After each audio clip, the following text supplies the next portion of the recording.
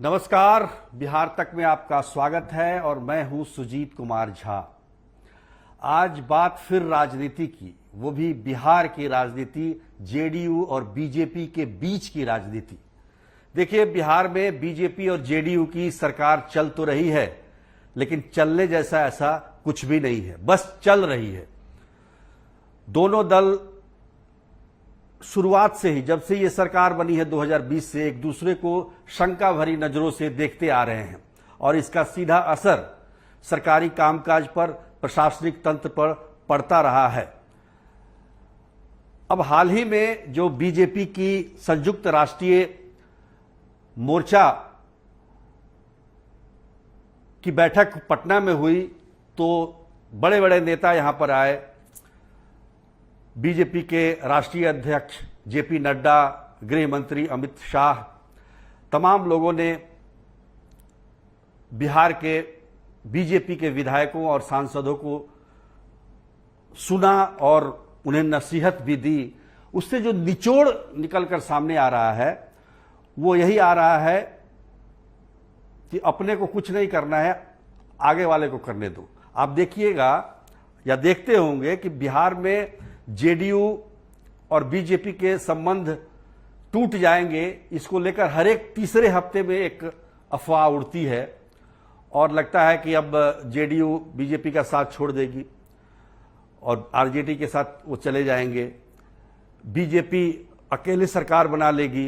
ये तमाम तरह की अटकलें चलती रहती है, लेकिन जो बीजेपी का शीर्ष नेतृत्व है उसके दिमाग में स्पष्ट रूप से, और जैसा कि हमने भी पहले हमने भी कहा है और आपको कहते आ रहे हैं कि बीजेपी के लिए, जो बीजेपी दल है राष्ट्रीय स्तर पर, उसके लिए बिहार राज्य या विधानसभा उतना महत्वपूर्ण नहीं है जितना उसके लिए संसदीय क्षेत्र जीतना, लोकसभा का चुनाव जीतना उतना महत्वपूर्ण है।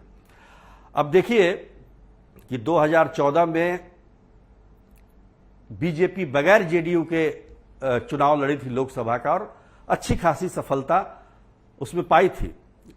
उसमें सहयोगी दल के रूप में जेडीयू नहीं था, फिर भी 32 सीटें जीती थी एनडीए ने।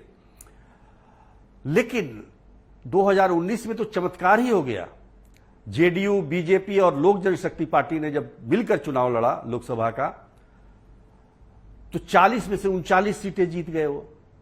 अब बीजेपी को लगता है कि अगर इसमें कुछ फेर बदल करते हैं तो 39 सीट तो खैर जीता नहीं जा सकता है 40 में से कम 30 से ऊपर हो या 35 के आसपास हो।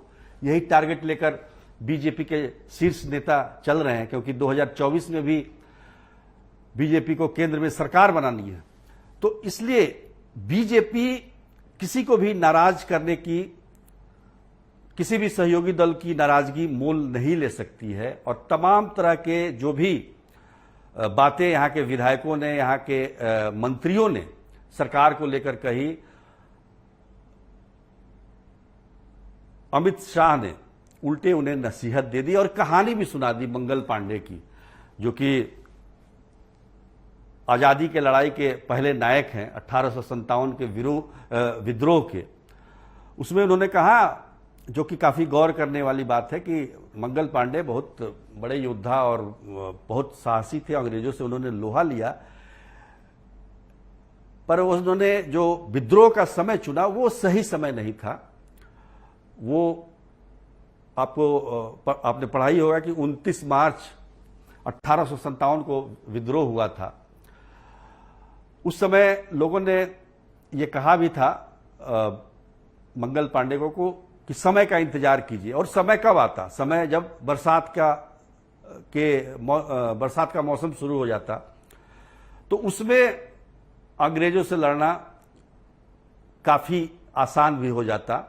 लेकिन चूंकि मार्च में जो मौसमी परिस्थिति रहती है उसमें अंग्रेज भारी पड़े, तो उनके कहने का मतलब यह है कि सही समय का चुनाव होना चाहिए किसी भी परिस्थिति से लड़ने के लिए। वैसे तो आप देखिए कि 2015 में बीजेपी ने यहां पर जेडीयू को छोड़कर चुनाव लड़ा विधानसभा का, तो क्या गति हुई थी।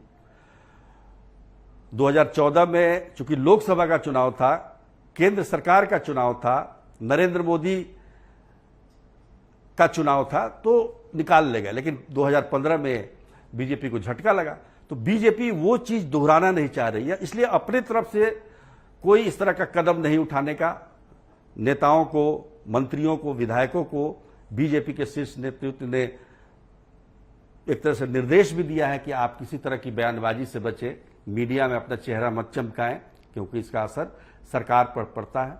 दूसरी तरफ जेडीयू को आप देख ही रहे हैं, डरी सहमी सी पार्टी लग रही है आजकल, क्योंकि जिस तरीके की का ऑपरेशन बीजेपी दूसरे राज्यों में कर रही है, कहीं बिहार में ना कर दे, तो काफी आप समझिए कि नजदीक में दोनों साथ साथ हैं, दोनों एक दूसरे पर शंका भरी नजरों से देख रहे हैं कि कौन क्या कर रहा है, लेकिन साथ नहीं छोड़ेंगे, पहल नहीं करेंगे। अब पहल करे तो करे कौन? अब टूटने का जो सेहरा है वो किसके गले में पड़े, गठबंधन टूटने का। तो ये सब चीजें हैं जो ये बता रही है कि सरकार ऐसे ही चलेगी, लेकिन ऐसी सरकार चलने से बिहार की जनता को कोई फायदा होने वाला नहीं है, ये भी जान लीजिए। आज के लिए बस इतना ही, तब तक के लिए नमस्कार।